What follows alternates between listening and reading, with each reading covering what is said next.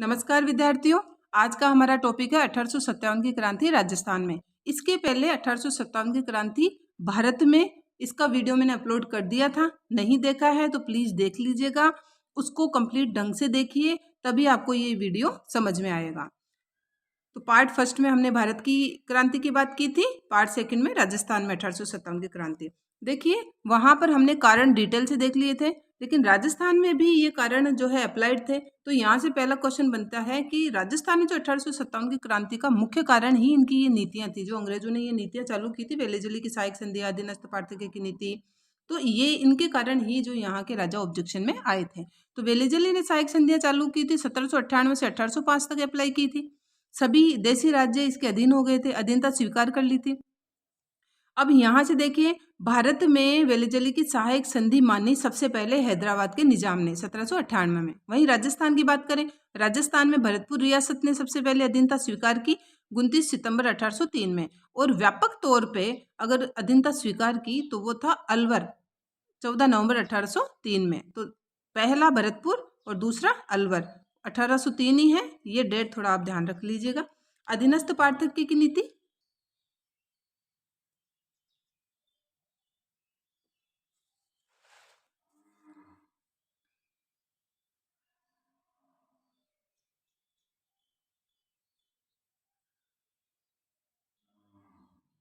अधीनस्थ पार्थक्य की नीति लॉर्ड होर्डिंग्स ने 1813 से 1857 तक चालू की थी। मराठों और पिंडारियों की लूटपाट से हमारे राजस्थान के राजा बहुत दुखी हो गए थे, इसीलिए अंग्रेज ऑफिसर लॉर्ड होर्डिंग्स की अधीनस्थ पार्थक्य की नीति को स्वीकार कर लेते हैं। अधीनस्थ पार्थक्य की नीति के अंतर्गत राजस्थान में सबसे पहली रियासत करौली थी, जिसने संधि की 15 नवंबर 1817 में। और विस्तृत व व्यापक रूप से अगर संधि की तो वो था कोटा, कोटा की झलक जालिम सिंह ने। सबसे लास्ट में संधि करती है कौन सी रियासत? सिरोही, 1823 में। तो अधीनस्थ पार्थक्य में राजस्थान में सबसे पहले करौली, फिर बाद में व्यापक रूप से कोटा और सबसे लास्ट में सिरोही आता है। 1818 तक अगर सिरोही को छोड़कर सभी रियासतों ने ईस्ट इंडिया कंपनी से संधि कर ली थी। अधिकतर सहायक संधियां पूछे कि कब हुई थी अधिकतर सहायक संधियां, वो हुई थी 1817 से 1818 तक। 90% सहायक संधियां इस समय हो गई थी।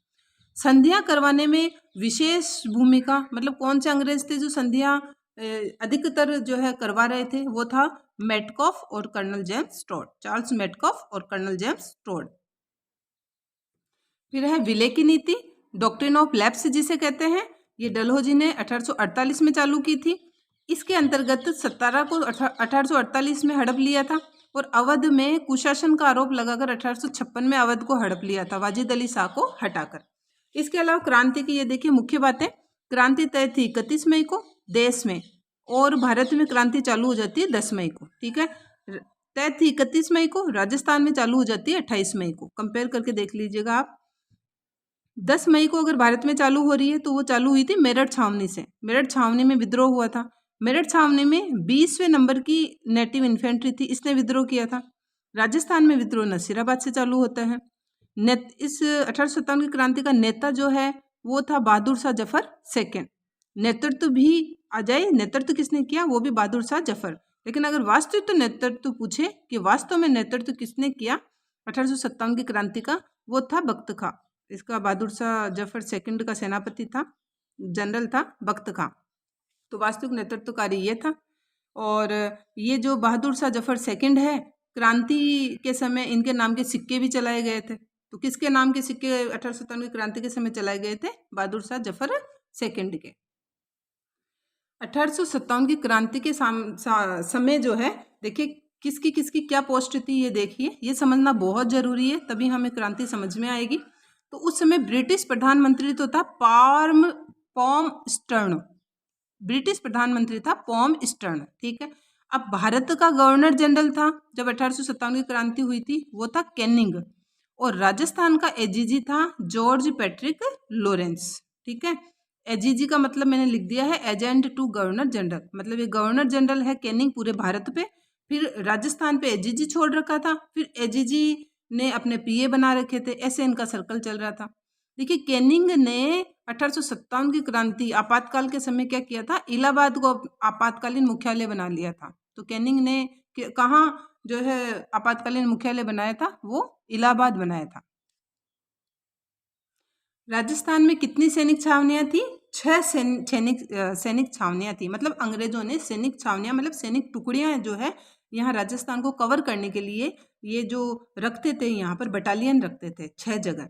वो था ब्यावर, नसीराबाद, नीमच, एरिनपुरा, देवली और खेरवाड़ा। ठीक है, तो यहाँ 2 पर तो कोई विद्रोह था ही नहीं, प्रत्यक्ष विद्रोह नहीं हुआ। ब्यावर में चिटपुट घटनाएं हुई थी बस, लेकिन प्रत्यक्ष रूप से कोई विद्रोह नहीं हुआ ब्यावर में। और पूर्ण रूप से ही विद्रोह नहीं हुआ खेरवाड़ा, उदयपुर में। ठीक है, इसके अलावा यहाँ ये जो 4 छावनियां हैं, यहाँ पूर्ण रूपेण विद्रोह हुआ है। नसीराबाद तो प्रमुख रहा ही था। ब्यावर और नसीराबाद दोनों अजमेर में पड़ते हैं। नीमच एमपी में पड़ता है।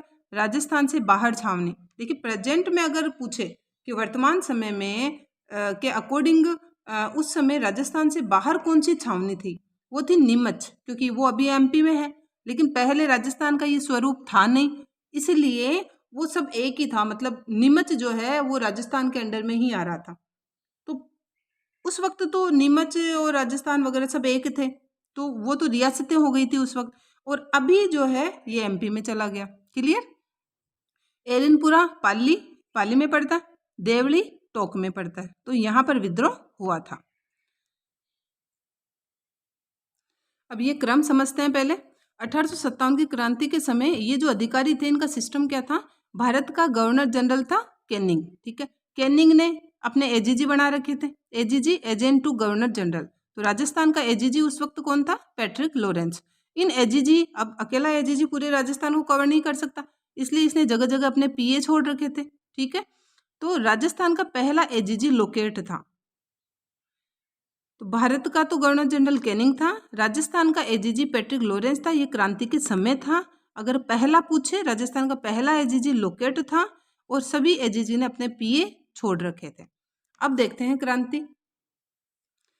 देखिए यहाँ राजस्थान राजपूताना रेजिडेंस थी, वो 1832 में बनी थी। राजस्थान में शासन के लिए अंग्रेजों ने बनाई थी राजस्थान राजपूताना रेजिडेंस। इसका मुख्य कार्यालय अजमेर में था।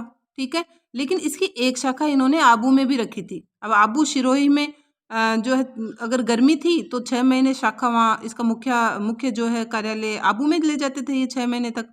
और अगर सर्दी पड़ती है तो यहाँ अजमेर में आ जाते थे। तो सर्दी में तो अजमेर कार्यालय रहता था और गर्मी में आबू रहता था। ठीक है, ये उपशाखा पूछ सकता है कि भाई अजमेर की उपशाखा थी आबू। इस राजस्थान राजपूताना रेजिडेंस जो 1832 में बनी थी, इसका मुख्य कार्यकारी अधिकारी था ये पैट्रिक लॉरेंस। इसका मुख्य कार्यकारी अधिकारी था ये पैट्रिक लॉरेंस। पूरे राजस्थान को कवर कर रहा था और ये अजमेर में बैठा था भाई। ठीक है, लेकिन जब क्रांति यहाँ पर छिड़ती है तो ये आबू, इनका जो सेंटर बना हुआ था ये आबू में था। कई बार ये भी पूछ लेते हैं। अब यहाँ पर ये पीए की लिस्ट है। मैंने बताया सभी एजीजी ने अपने पीए छोड़ रखे थे। तो राजस्थान का एजीजी था पूरा पैट्रिक लॉरेंस। पैट्रिक लॉरेंस ने ये सब पीए छोड़ रखे थे। तो ये देखते हैं हम। देखिए जयपुर का राजा था राम सिंह सेकंड। यहाँ पर पीए था अंग्रेजों का ईडन। जयपुर को गेरवा रंग इस राम सिंह सेकंड ने ही करवाया था। तो अब पीए थोड़ा ध्यान रखें, ईडन था जयपुर का। फिर है कोटा। तो यहाँ से रीट में भी क्वेश्चन पूछा था कि यहाँ पर कोटा में जो है अंग्रेजी अधिकारी कौन था? वो था बर्टन। यहाँ पर कोटा में भी राम सिंह सेकंड था राजा। फिर है मेवाड़ में स्वरूप सिंह तो राजा था और कैप्टन सावर्स पीए था। फिर है मारवाड़ में जो तख्त सिंह है वो राजा था और इसका सेनापति ओनाड सिंह था और यहाँ का पीए था मैकमोसन। ठीक है, तो आप इनको थोड़ा ढंग से देख लीजिएगा, याद हो जाएंगे। एक ये एमपी, ये नीमच एमपी में पड़ता था और मेवाड़ और ये एमपी, पहले ये राजस्थान का ये स्वरूप था नहीं, तो ये एक ही एरिया हुआ करते थे, ये इसके अंडर में आ रहा था। तो ये जो नीमच एमपी में पड़ रहा है तो इसका भी ये कैप्टन सावर्स ही था। ठीक है, स्वरूप सिंह ही जो राजा है वो ये नीमच और मेवाड़, ये सारे एरिया का राजा ये था और पीए सावर्स था। ठीक है, क्लियर?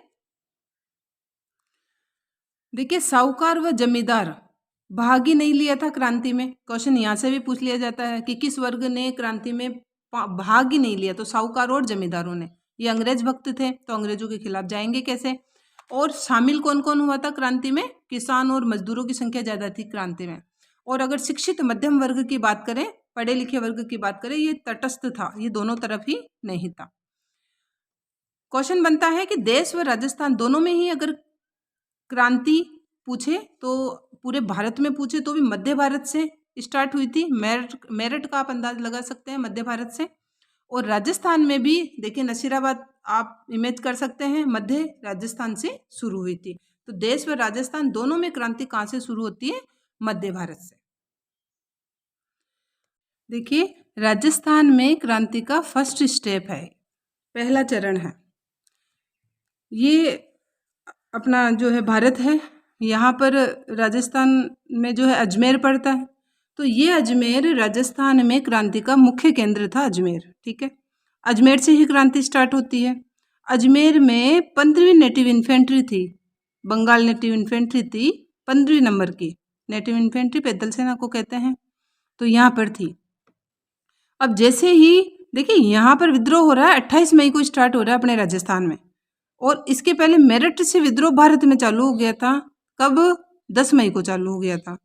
तो 10 मई को जब वहाँ से विद्रोह चालू हो गया तो ये खबर जब यहाँ के ये पैट्रिक लॉरेंस के पास पहुँची, एजीजी के पास पहुँची, तो इसने सबसे पहले यहाँ पर ये जो ये 15वीं नेटिव इन्फेंट्री थी, तो यहाँ अजमेर मुख्य केंद्र था। अजमेर अंग्रेजों का मुख्य केंद्र था। अजमेर में ही गोला बारूद वगैरह सब पड़े थे। तो इन्होंने सबसे पहले क्या किया, अंग्रेजों ने यहाँ 15वीं नेटिव इन्फेंट्री थी, इसका ट्रांसफ़र करके जो है यहाँ भेज दिया नसीराबाद। इस 15वीं नेटिव इन्फेंट्री का ट्रांसफ़र करके यहाँ नसीराबाद भेज दिया। नसीराबाद में पहले से ही कौन सी थी? 30वीं नंबर की नेटिव इन्फेंट्री थी। तो यहाँ पर 2 हो गई, 15वीं और 30वीं। ये सैनिक साथ साथ मिल गए, भनक इनको भी लग गई क्रांति की। तो इन्होंने इनका विरोध किया और यहाँ पर न्यूबरी को मार दिया। और सभी ये 15वीं और 30वीं नेटिव इन्फेंट्री के जो भारतीय सैनिक थे, क्रांतिकारी थे, न्यूबरी को मारकर सभी क्रांतिकारी कहाँ चले गए? दिल्ली। और दिल्ली पर अधिकार कर लिया 18 जून को। ठीक है, आप एक बार इसको वापस देख लीजिएगा, क्लियर हो जाएगा। 18 जून को इन्होंने दिल्ली पर अधिकार कर लिया। राजस्थान की क्रांति 18 मई से ये पहली घटना थी, यहाँ से स्टार्ट हो गई। ये जो सभी क्रांतिकारी जा रहे थे यहाँ दिल्ली, इनका जो पीछा था वो वाल्टर व हीथकोट ने किया था, लेकिन असफल रहे थे। देखिए विद्यार्थियों, यहाँ मैंने ये वापस लिखा है, देश में जो क्रांति की शुरुआत है वो 10 मई से होती है, मेरठ से होती है। और वहाँ पर 30वीं जो बंगाल इन्फेंट्री थी, उसका एक सैनिक था मंगल पांडे, उसने विद्रोह किया था। यहीं से क्रांति की शुरुआत मानी जाती थी।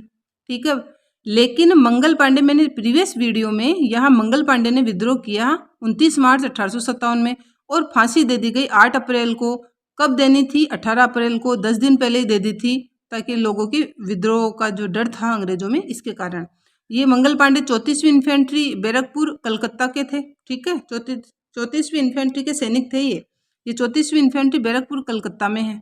ठीक है, तो ये वापस बताने का मेरा तात्पर्य ये था कि प्रीवियस वीडियो जब भारत की क्रांति पढ़ा था अपन ने, तो वहाँ पर मंगल पांडे का विद्रोह यहाँ मेरे से 29 मार्च मिसप्रिंट होकर यहाँ 10 अप्रैल ऐसे समथिंग हो गया था।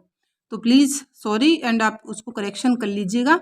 29 मार्च 1857 को मंगल पांडे का विद्रोह होता है और फांसी होती है 8 अप्रैल 1857 को। 18 अप्रैल को देने वाले थे ये लोग, लेकिन 10 दिन पहले ही दे देते हैं।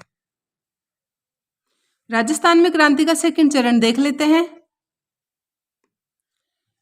देखिए ये नीमच छावनी, जो अभी वर्तमान में तो एमपी में है, अभी तो राजस्थान से बाहर है, लेकिन पहले ये मेवाड़ के अंदर में ही आती थी। ठीक है, तो यहाँ पर देखिए ये इंडिया और यहाँ पर अपना राजस्थान, और यहाँ मैंने एमपी में यहाँ पर शो किया है इसको, नीमच छावनी जो एमपी में है अभी प्रेजेंट में। ठीक है, यहाँ पर क्या होता है, नीमच छावनी में 3 जून 1857 को सैनिकों ने विद्रोह किया।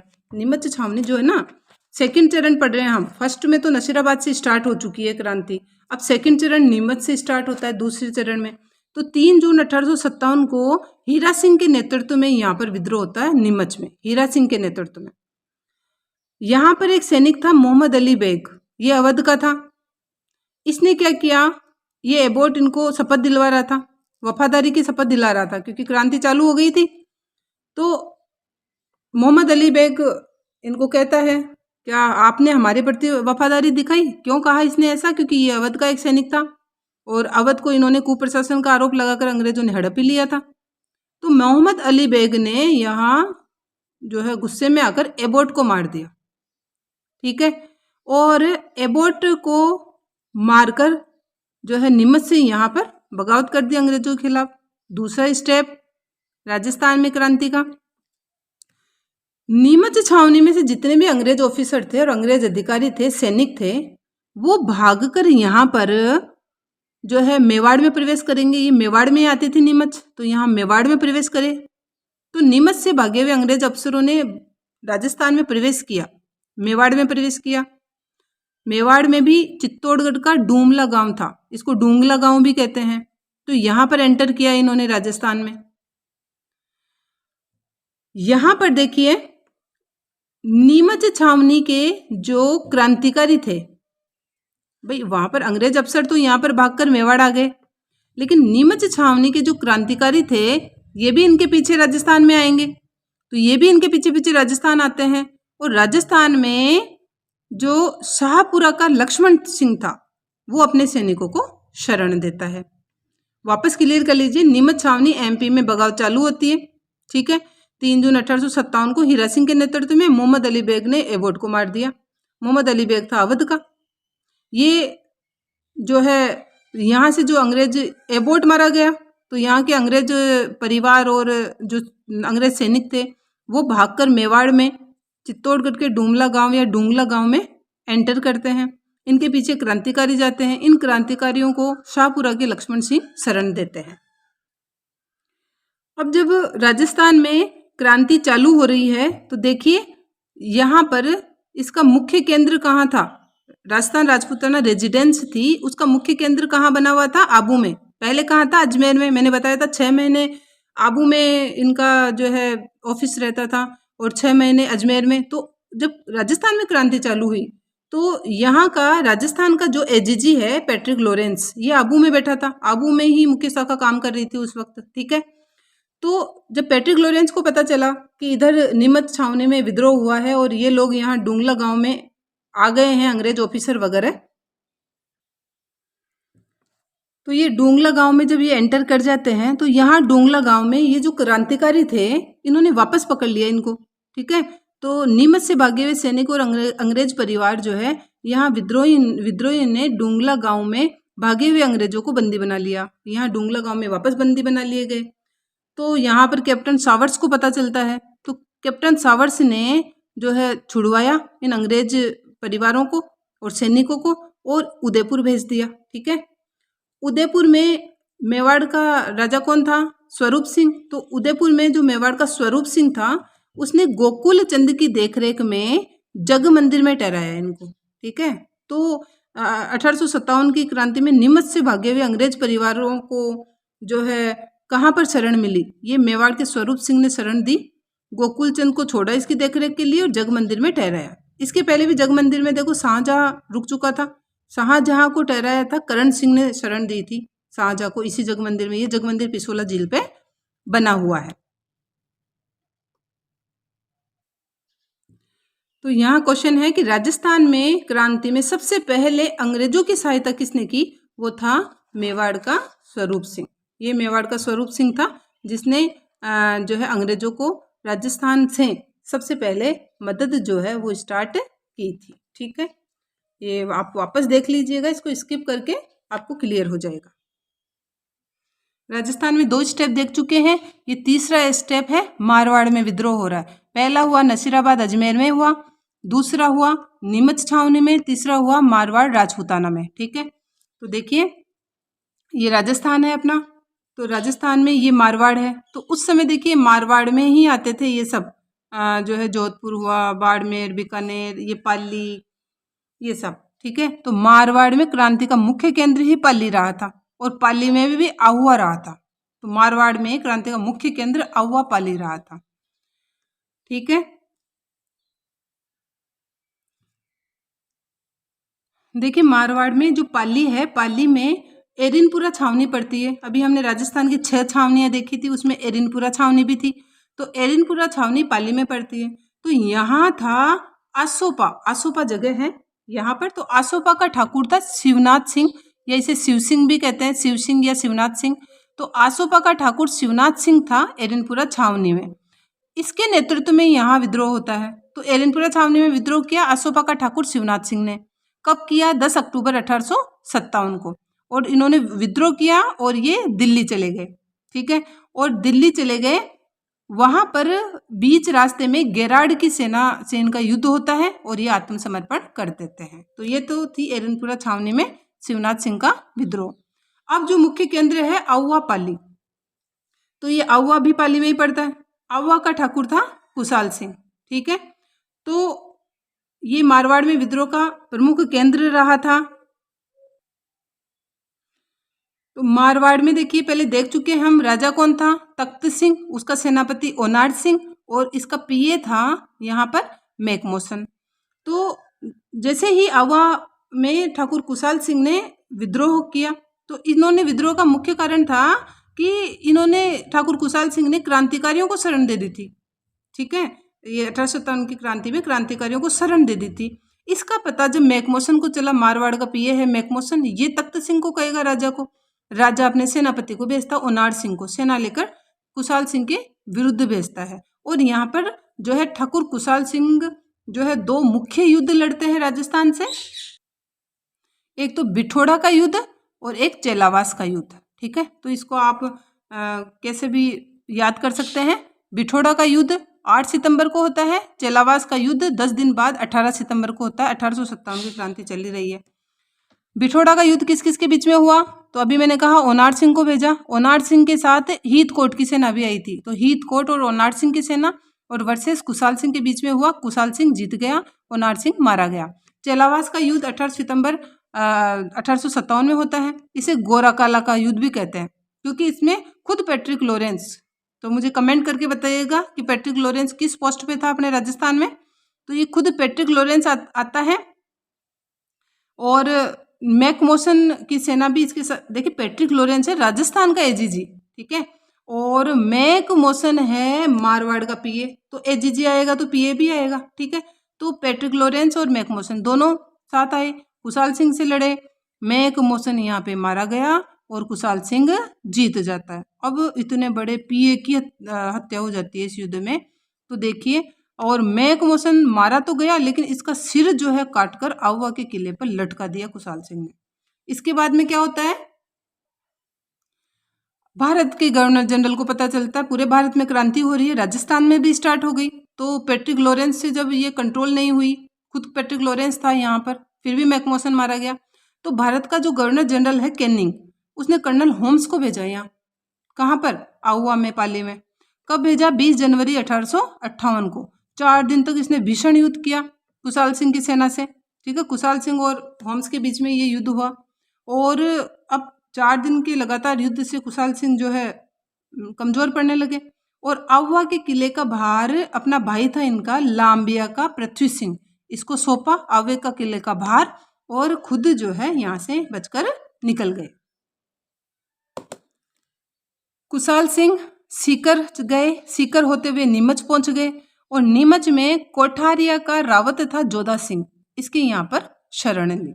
इसके बाद में 8 अगस्त 1860 में आत्मसमर्पण कर देते हैं, नीमच में ही आत्मसमर्पण कर देते हैं। ये जो रावत जोधा सिंह, ये नीमच का ही था, यहाँ पर इन्होंने शरण रुके हुए थे, शरण ले रखी थी, यहीं पर ये 8 अगस्त 1860 को समर्पण कर देते हैं। बाद में इनकी जांच के लिए मेजर टेलर आयोग बिठाया जाता है। गवाह का अभाव पाया जाता है, कोई गवाह देने के लिए तैयार नहीं होता। कुशाल सिंह को रिहा कर दिया जाता है, और फिर 25 जुलाई 1864 में उदयपुर में इनकी मृत्यु हो जाती है। ये तो थे कुशाल सिंह और आउवा। इसके अलावा देखिए, 1857 की क्रांति की माता थी सुगाली माता। ये माता थी 10 सिर और 54 हाथ है इस माता के। ये कुशाल सिंह की कुलदेवी थी। तो 1857 की क्रांति की माता पूछा जाए तो कुशाल सिंह की कुलदेवी थी सुगाली माता, 10 सिर 54 हाथ वाली। ये पूरे क्रांतिकारियों की जो है माता थी। मतलब इन्हीं का जयकारा लगाकर दर्शन करके क्रांति पर निकलते थे ये लोग। फिर बाद में देखिए अंग्रेज अजमेर लेकर आ गए इस मूर्ति को, सुगाली माता की मूर्ति को। और फिर अभी वर्तमान में ये पाली में बांगड़ संग्रहालय है पाली में, वहीं पर वर्तमान में ये सुशोभित है ये सुगाली माता की मूर्ति। यहाँ पर ये फैक्ट भी देखिए, देश में क्रांति का नारा था मारो फिरंगी। भारत में 1857 की क्रांति का नारा था मारो फिरंगी, और राजस्थान में क्रांति का नारा था चलो दिल्ली मारो फिरंगी। किसने दिया था? शिवनाथ सिंह ने दिया था। ठीक है, ये शिवनाथ सिंह कौन थे? अभी यहाँ एरिनपुरा छावनी पाली यहाँ का विद्रोह देखा था, तो आसोपा का ठाकुर था शिवनाथ सिंह। तो ये ही दिल्ली चले जाते हैं, ठीक है, विद्रोह करके। तो दिल्ली जाते वक्त इन्होंने कहा था चलो दिल्ली मारो फिरंगी। ये राजस्थान में 1857 की क्रांति का जो है नारा कहलाता है। ये तो देखा था हमने पाली से विद्रोह, मारवाड़ का विद्रोह। अब देखेंगे कोटा में विद्रोह। कोटा के लिए देखिए, यहाँ कोटा में कोई सैनिक छावनी नहीं थी। आपने 6 छावनियाँ देखी, उसमें देखा होगा कोटा कोई सैनिक छावनी नहीं थी, फिर भी यहाँ विद्रोह होता है। एकमात्र 1857 की क्रांति में राजस्थान में जन विद्रोह था कोटा का, जनता ने विद्रोह किया था, यहाँ पर कोई सैनिक टुकड़ी यहाँ पर नहीं थी। फिर है सबसे अगर भीषण क्रांति, भयंकर वाली क्रांति कही जाए तो वो कोटा की थी, और सुव्यवस्थित तरीके से अगर क्रांति की गई थी तो वो कोटा की जनता ने की थी। ठीक है, 6 महीने तक इन्होंने बड़े तरीके से जो है अपने कोटा को बिल्कुल अंग्रेजों से फ्री किया था। तो ये राजस्थान में कोटा में विद्रोह देख रहे हैं हम। तो यहाँ का था महाराव राम सिंह सेकंड। जयपुर में भी राम सिंह सेकंड ही था, ये कोटा का था महाराव राम सिंह सेकंड। ये डिफरेंस हो जाएगा, वो राम सिंह सेकंड, ये महाराव राम सिंह सेकंड। तो ये कोटा के राजा थे। यहाँ का पीए था मेजर बर्टन। यहाँ क्रांति का नेतृत्व किसके नेतृत्व में क्रांति हुई? जयदयाल और मेहराब खान ने यहाँ पर क्रांति का नेतृत्व किया कोटा में। कब स्टार्ट हुई? 15 अक्टूबर 1857 को क्रांति शुरू हो जाती है यहाँ पर। अब इन्होंने जयदयाल और मेहराब खान के नेतृत्व में क्रांति शुरू होती है, तो इन्होंने जो है यहाँ पर अंग्रेजों से मुक्त कर लिया कोटा को। और यहाँ पर जो ये था पीए था यहाँ का कोटा का बर्टन, इसके 2 पुत्रों को, और एक सेडलर था इनका डॉक्टर, इनको मार दिया। ठीक है, और महाराव राम सिंह थे, ये थोड़े बुजुर्ग थे, तो इनको इन्होंने महल में नजरबंद कर दिया, और बर्टन की गर्दन काटकर पूरे शहर में घुमाई थी इन्होंने। तो आवा में जो है किसको मारा गया था? मैक मॉसन को, और सिर को काटकर आवा के किले पर लटका दिया था। इन्होंने पूरी सिटी में घुमाया उसके सिर को। किसको? मेजर बर्टन के सिर को। तो ये थी कोटा की क्रांति।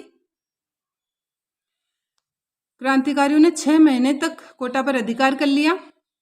कोटा का विद्रोह दबाया जनरल रॉबर्ट्स ने। जनरल रॉबर्ट्स 30 मार्च 1858 को कोटा पर अंग्रेजों ने अधिकार कर लिया, जनरल रॉबर्ट्स के नेतृत्व में। इस कोटा के विद्रोह को दबाने में करौली के मदनपाल ने अंग्रेजों की सहायता की। करौली का था मदनपाल। राम सिंह सेकंड जो बंदी बना लिया गया था, महाराव राम सिंह सेकंड, जनता ने बंदी बना दिया था, नजरबंद कर दिया था।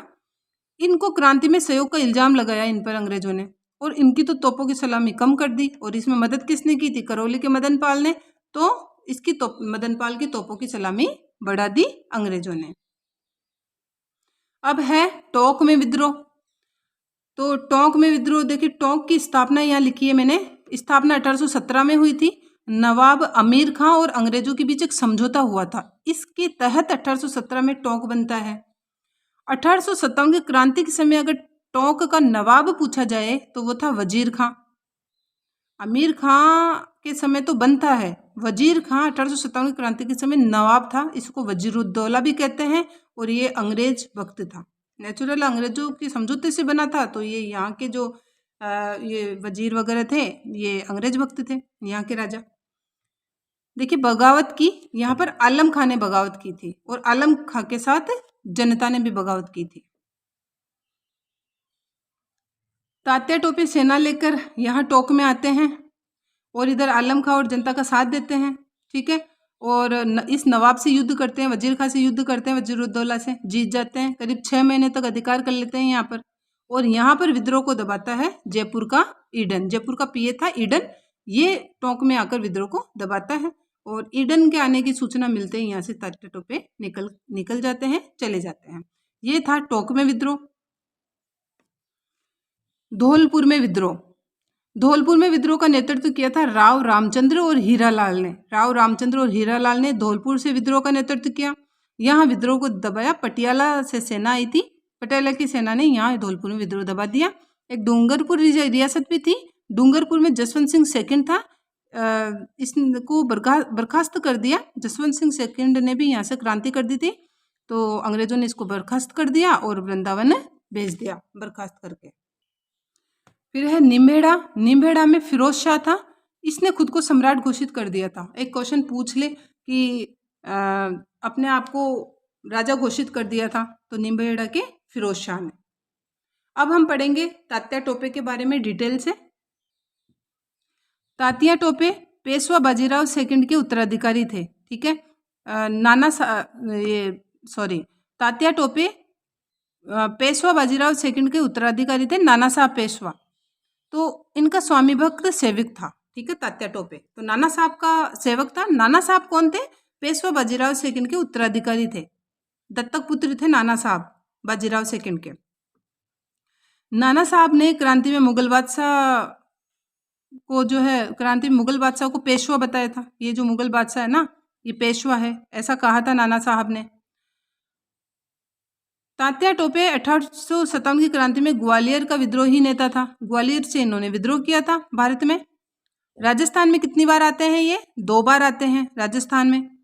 अब राजस्थान में फर्स्ट बार कब आ रहे हैं ये देख लेते हैं। तात्या टोपे सबसे पहले 8 अगस्त 1857 को भीलवाड़ा में आए। 9 अगस्त 1857 को कोठारी नदी के पास में कुवाड़ा पड़ता, कुवाड़ा भीलवाड़ा में ही है। यहाँ पर रॉबर्ट्स की सेना से युद्ध किया था इन्होंने।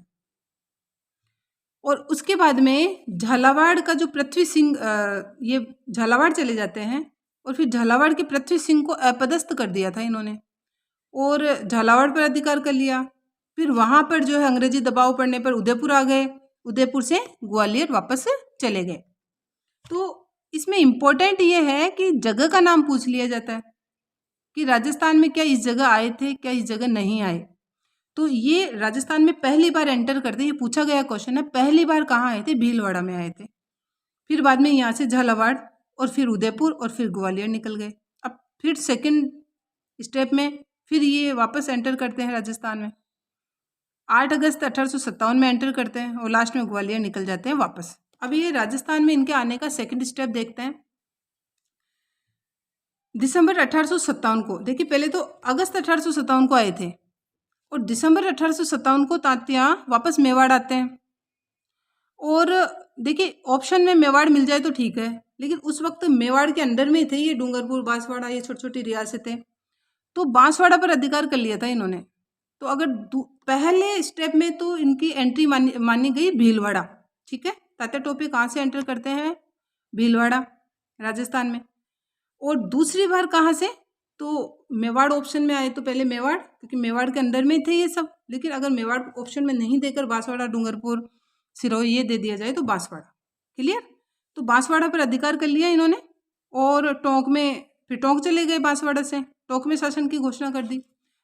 ये भी पूछा गया है, ये पूछा गया क्वेश्चन है कि टोंक में जब गए थे ये, तो ये कब आए हुए थे राजस्थान? तो ये दूसरी बार आए हुए थे। तो बांसवाड़े से टोंक चले गए।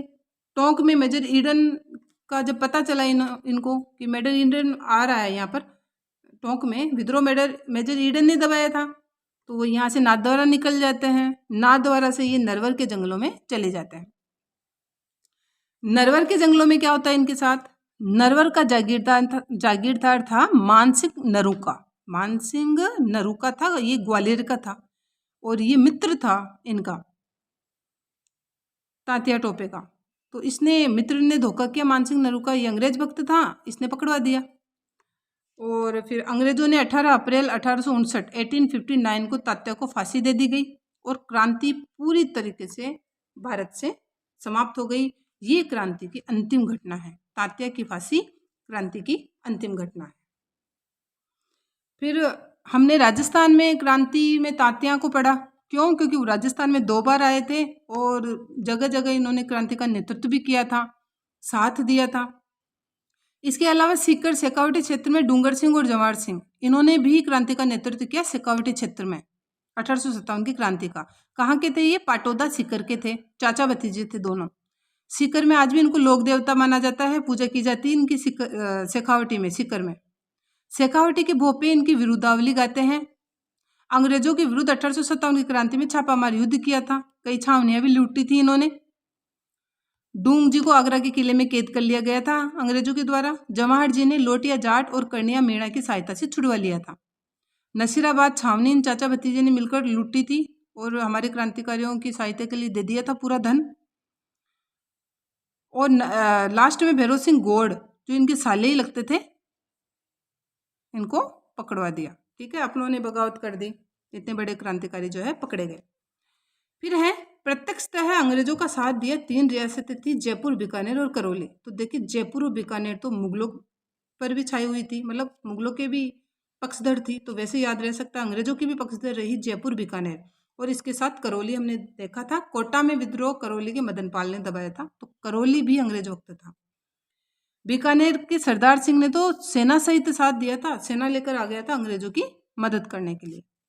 अब देखते हैं हम बुक्स, किताबें कौन कौन सी लिखी गई है 1857 की क्रांति पर। तो ये 4 किताबें हैं, पहले इसको देख लेते हैं। The great rebellion, the great rebellion, ये बुक लिखी है अशोक मेहता ने। Sepoy mutiny and the revolt of 1857, ये लिखी है मजूमदार ने। 1857, ओनली 1857, ये लिखी है S.N. सेन ने। और first war of Indian independence, ये लिखी है सावरकर ने। इन किताबों में इन्होंने क्या कहा है?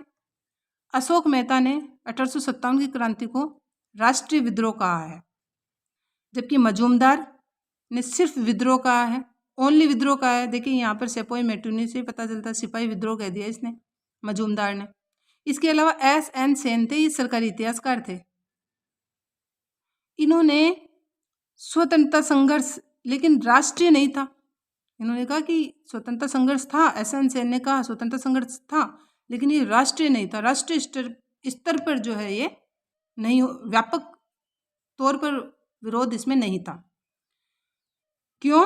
अभी देखा था हमने, जमींदार वगैरह, साहूकार, कई रियासतें, बीकानेर, जयपुर, ये सब अंग्रेजों के साथ थी, तो ये पूर्ण रूप से नहीं कह सकते इसको, स्वतंत्रता संघर्ष जरूर था, ये S.N. सेन कहते हैं। ये first war of Indian independence, ये कहा था वीर सावरकर ने।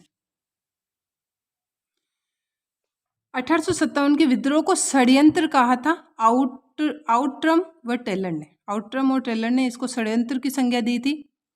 विद्रोह का मुख्य तत्व पूछे तो हिंदू मुस्लिम एकता को कहेंगे। विद्रोह को खुद देखने वाला, प्रत्यक्ष देखने वाला उर्दू कवि था मिर्जा गालिब। मिर्जा गालिब ने इस विद्रोह को खुद अपने आंखों से देखा था भाई। फिर अमरचंद भाटिया, ये राजस्थान का भामाशाह है। तो अमरचंद भाटिया एक भामाशाह था जो महाराणा प्रताप की मदद की थी, ये राजस्थान का भामाशाह कहते हैं अमरचंद भाटिया को। क्रांति पर फांसी पर लटकाए जाने वाला पहला वीर था, ये पहला व्यक्ति था। अमरचंद भाटिया कौन थे? जैनी थे, ये बणिये थे, जैनी। ये MP में जो ग्वालियर में जो सिंधिया था, ग्वालियर में सिंधिया के कोषाध्यक्ष थे। पूरा जो पैसा है उसकी देखरेख करते थे, कोषाध्यक्ष थे MP में, ग्वालियर में। इनका जन्म तो बीकानेर में हुआ था, 1793 में हुआ था बीकानेर में, लेकिन इन्होंने, ये ग्वालियर चले गए थे, कोषाध्यक्ष बन गए थे सिंधिया के ग्वालियर में, तो वहाँ चला गया था इनका परिवार। तो वहाँ पर जब रानी लक्ष्मीबाई के पास पैसे की शॉर्टेज आ गई थी, तो इन्होंने ग्वालियर का खजाना था गंगाजली खजाना, गंगाजली खजाना था, बहुत ज़्यादा पैसा, सोने चांदी वगैरह थे उसमें, इनको पता था उसके बारे में कोषाध्यक्ष को, तो इन्होंने पूरा का पूरा खजाना लक्ष्मीबाई की सेना के लिए, मदद के लिए दे दिया था। नेचुरल है, फांसी पर लटकाए गए अंग्रेजों के द्वारा 22 जून 1858 को। कहाँ पर? वहीं ग्वालियर में सराफा बाजार पड़ता है, वहीं पर नीम के पेड़ पर लटका के फांसी दे दी गई उनको। ये दूसरे भामाशाह है, पहले भामाशाह महाराणा प्रताप की सहायता करने वाले थे, लेकिन राजस्थान का पहला भामाशाह अमरचंद भाटिया। राजस्थान का पहला भामाशाह पूछे तो अमरचंद भाटिया। राजस्थान का ऐसा व्यक्ति जिसको 1857 में फांसी दी गई, वो थे अमरचंद भाटिया। भारत में हमने मंगल पांडे पढ़ाई था, ठीक है। यहाँ पर जो है 1857 की जो क्रांति है वो बिल्कुल क्लियर होती है। आप इसको 1-2 बार रेगुलर इसको देखिए और समझते हुए चलिए, ये आपकी क्रांति जो है बिल्कुल क्लियर हो जाएगी। अगर आपको मेरी मेहनत थोड़ी-सी भी अच्छी लगती है तो प्लीज़ विद्यार्थियों इसको लाइक, शेयर और सब्सक्राइब ज़रूर करें। थैंक यू बेटा।